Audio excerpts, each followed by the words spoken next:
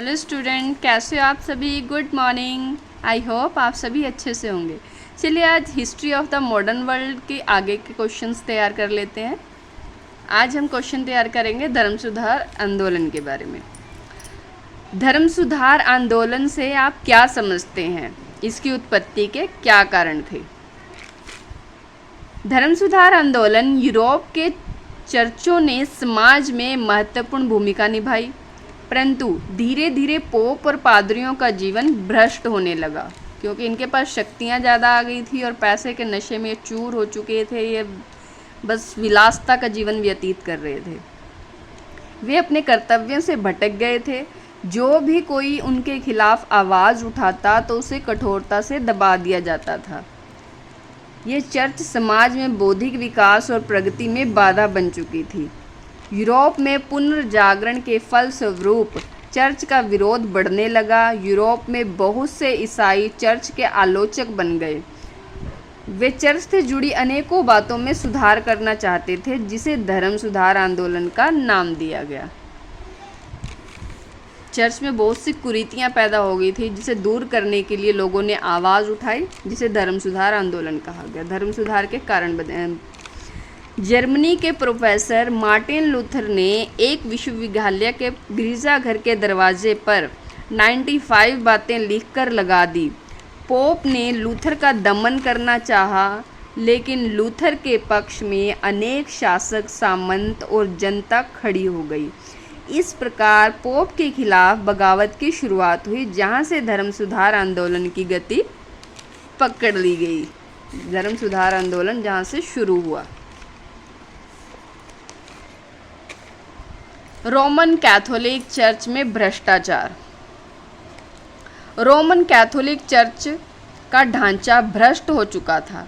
Pope अधिक शक्तिशाली बन चुका था।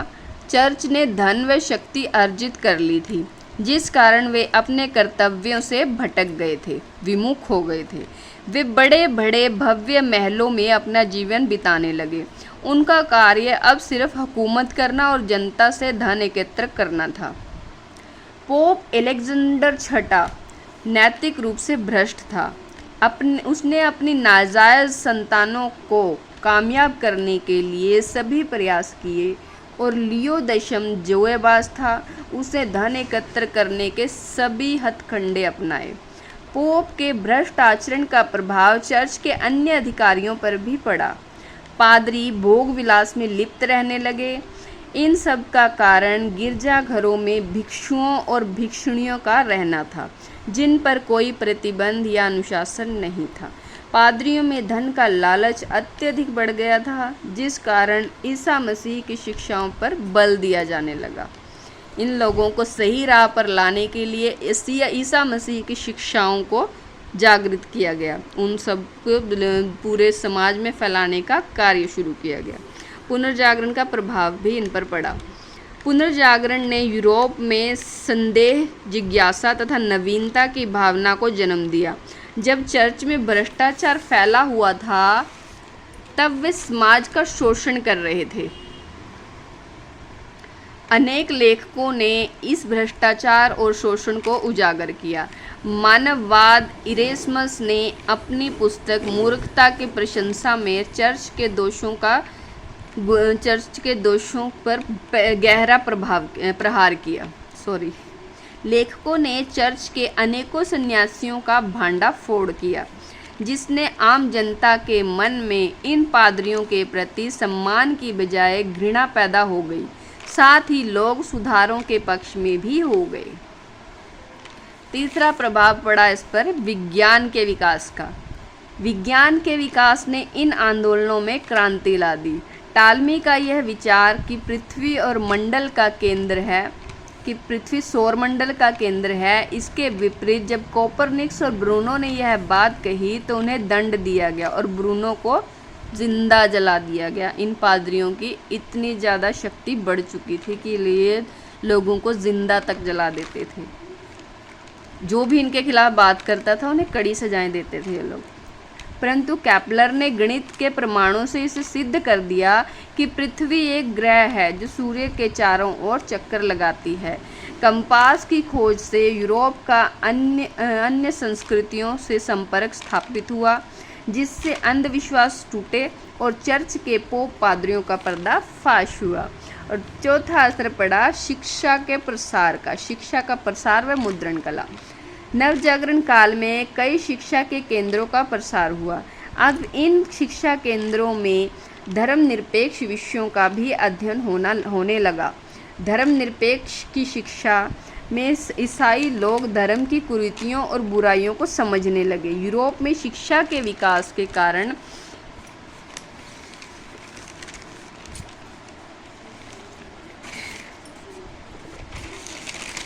शिक्षा के विकास के साथ साथ छापेखानों का भी महत्वपूर्ण योगदान है। कुछ वर्षों में यूरोप लगभग 10 लाख पुस्तकें छप चुकी थी। बाइबल का कई भाषाओं में अनुवाद तथा प्रकाशन हुआ। इससे सामान्य जन ईसाई धर्म के मूल को समझने लगे। मार्टिन लूथर के विचारों को जनता तक पहुंचाने के लिए प्रेस की अहम भूमिका रही, जिससे लोग जागरूक हुए और उनमें जागरूकता आई। चर्च और राजाओं में मतभेद। चर्च और राजाओं के बीच उभरे मतभेद भी धर्म सुधार आंदोलन का कारण बने। चर्च सभी राज्यों से धर्म कर वसूलती थी।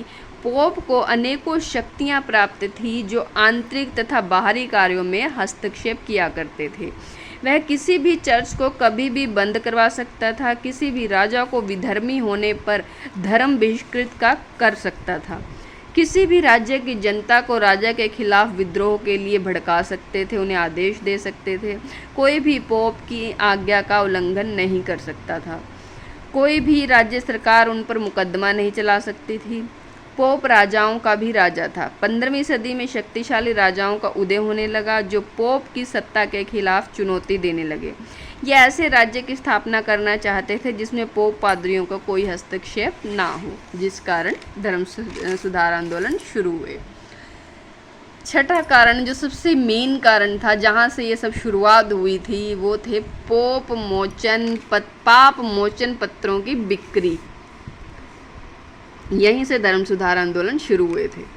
यह आश्चर्यजनक था कि इतना भ्रष्टाचार करने के बाद भी चर्च के पास इतनी भूमि व करों की वसूली के बावजूद भी धन की कमी हो गई थी। पोप उचित अनुचित सभी तरीकों से धन बटोरने में लगे थे। इन तरीकों में एक तरीका पाप मोचन पत्रों की बिक्री का भी था। कोई भी पाप मोचन पत्र खरीदकर पापों से मुक्ति पा सकता था। पोप ने इन पत्रों को बेचने के लिए यूरोप के अन्य देशों में अपने प्रतिनिधि भेजे। विटेनबर्ग में मार्टिन लूथर, जो एक प्रोफेसर था, उसने इन पत्रों का विरोध किया। लूथर ने इसे ईसाई धर्म विरोधी और लोगों का शोषण करना बताया। लूथर ने पोप की सत्ता को चुनौती देते हुए गिरजाघर के दरवाजे पर 95 प्रश्नों की सूची लगा दी। लूथर ने लिखा, सच्चे मन से जिसने पश्चाताप किया उसे ईश्वर से क्षमा मिल गई है, उसे क्षमा पत्रों की कोई आवश्यकता नहीं है। इस तरह जर्मनी में लूथर की बातें फैल गई और धर्म सुधार आंदोलन का आरंभ हुआ।